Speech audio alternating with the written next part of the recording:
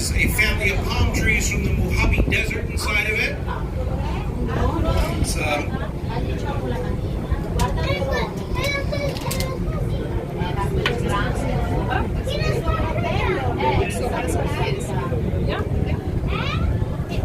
and if you were to, now the original World Trade Center was located right behind us here. There would be two massive 110-story office towers towering above us here.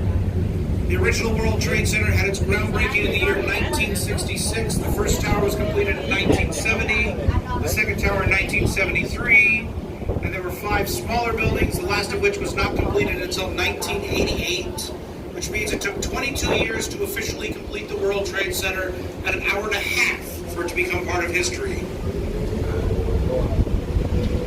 And, you know, if you can imagine when the World Trade Center came down, all these buildings, the windows were all blown out, there was ash and debris everywhere, yet Cesar Pele, who designed the World Financial Center, he vowed to have the Winter Garden rebuilt in time for the 1-year anniversary of 9/11, and his crew worked around the clock, and sure enough, it was reopened by September 11th, 2002. Every year on the anniversary of 9/11, they shine 2 big spotlights right up into the sky, the 9/11 anniversary lights. They are quite beautiful.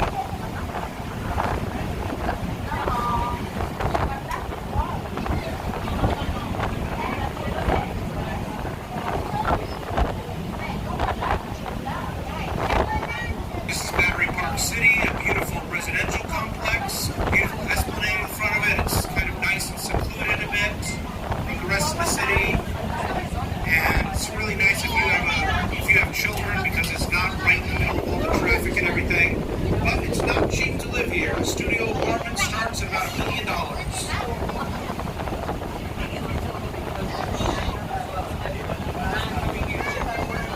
your left here, we have the Museum of Jewish Heritage and Holocaust Memorial.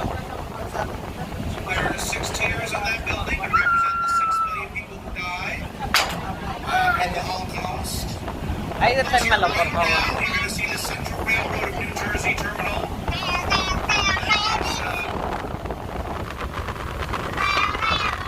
That train terminal is no longer active. It was one of the train terminals that used to line the Hudson River on the New Jersey side. And it's where many of the immigrants lived from Ellis Island would take a ferry boat out to that train station because only about a third of the people who went through Ellis Island settled in New York, traveled to New York. The rest of them took one of the train stations out there in New Jersey. Here on your left, we have Battery Park. You're going to see, if you look to your left, you're going to see there's a brownstone structure there with a flag on top of it. That building there is called Castle Clinton. Castle Clinton was a military fort built in 1811 in anticipation of what would be the War of 1812. It never saw battle. And after it was demilitarized, it became an amphitheater called the Castle Garden. And the Castle Garden, that is where P.T. Barnum began his illustrious career when he presented the opera singer Jenny Lind, who was the Swedish Nightingale. She was presented there, and she was a great sensational success. And so, later still, in 1855, the Castle Clinton was turned into an immigration center, the first of its kind in the country. Now, prior to 1855, if you wanted to come to the United States, all you had to do was get on a boat and come here. And every single day, thousands of immigrants that would arrive on South Street, they would be departing the ships, and there'd be these roustabouts hanging out on the docks, and they go up to them and say, "Hey, welcome to the United States. Well, you're just beautiful.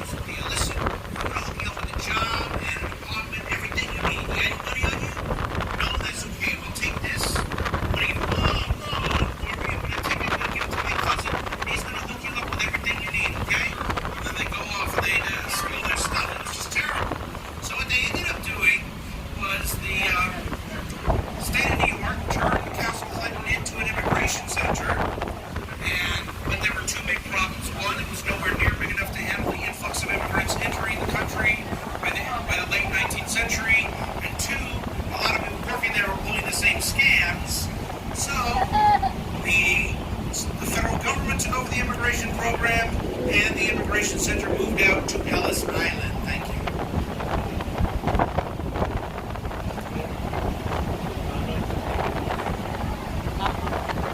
This is Governor's Island on your right here.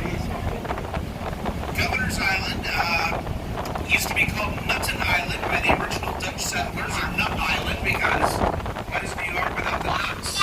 In 1623, the Dutch West India Company hired 110 people to come populate the colony of New Netherland, and they ended up the original people who they hired weren't Dutch; they were Belgian Huguenots, and they settled out on Nutten Island, but they were frequently attacked by the local Native American tribe who called themselves the Lenape, which means real men. And so the Lenape, the colonists, they moved out to the island of Manhattan, which means land of many hills. And in 1626, they purchased Manhattan Island for $24 worth of little trinkets and stuff. Needless to say, the price of Manhattan real estate has gone up since then.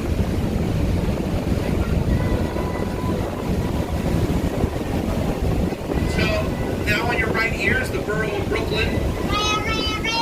The most populated borough with a population of 2.6 million people.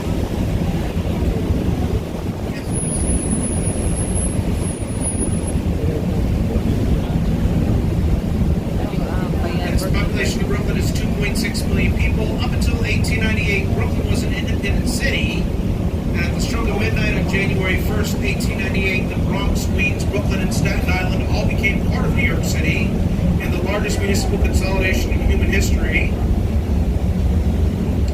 And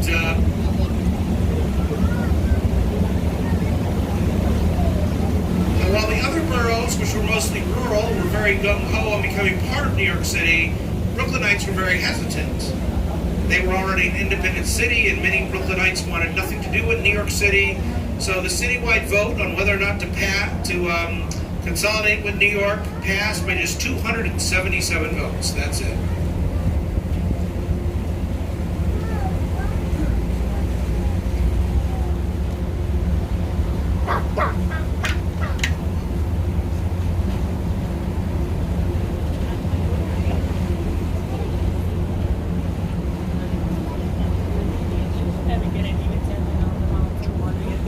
To your left is Wall Street. Wall Street is so named because there actually was a wall. It's right between those two buildings there, Wall Street. There actually was a wall that was built in order to keep out British troops and Native Americans. Back when this was the city of New Amsterdam, this was as far north as the city went. The wall was very ineffective, and in 1664 the British seized New Amsterdam. 300 years later, the Beatles would come to New York, go figure. Wall Street now, of course, is the financial capital of the world. Okay, about to come up on your right now, you're going to see the three bridges that connect Manhattan to Brooklyn. They are the Brooklyn Bridge, built in 1883, the Manhattan Bridge, built in 1909, and the Williamsburg Bridge, built in 1903. Ahí va mi barco.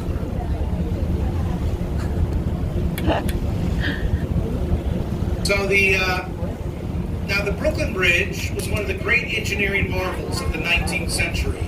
We're on the East River now, which isn't actually a river, it's a saltwater tidal strait. And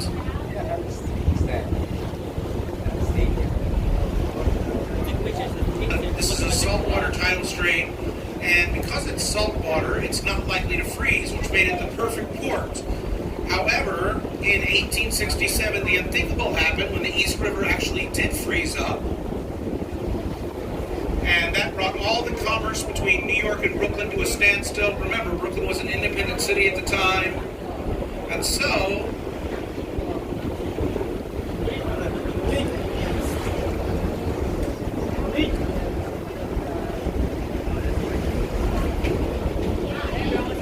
that's when the two cities realized we need a bridge. Well, building a bridge was easier said than done because it's a mile expanse over the East River.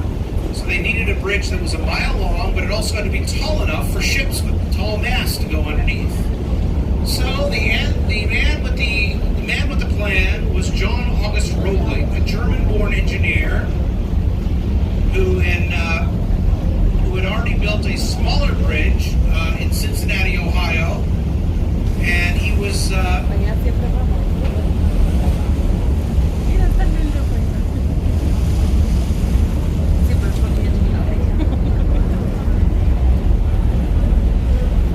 He was commissioned to design the bridge. Then early in the construction of the bridge, he was standing on a dock on the Manhattan side, and a ferry boat came by and crushed his foot. He developed tetanus and died. His son Washington Roebling took over the construction of the bridge, but Washington developed the bends from diving down to build the Manhattan Tower. And he ended up getting air bubbles in his bloodstream, suffered from bends, caisson, also known as Caisson's disease.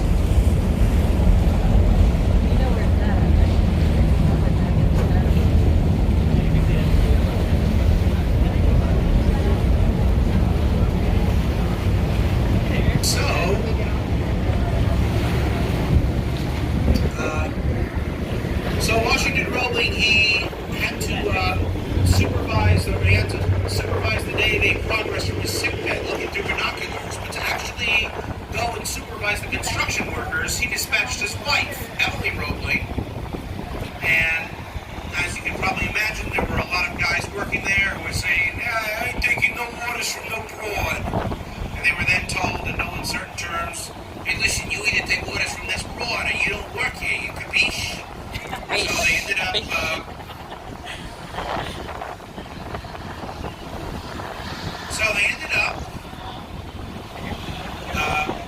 respecting Emily Roebling, and she became the first woman civil engineer in the world as a result.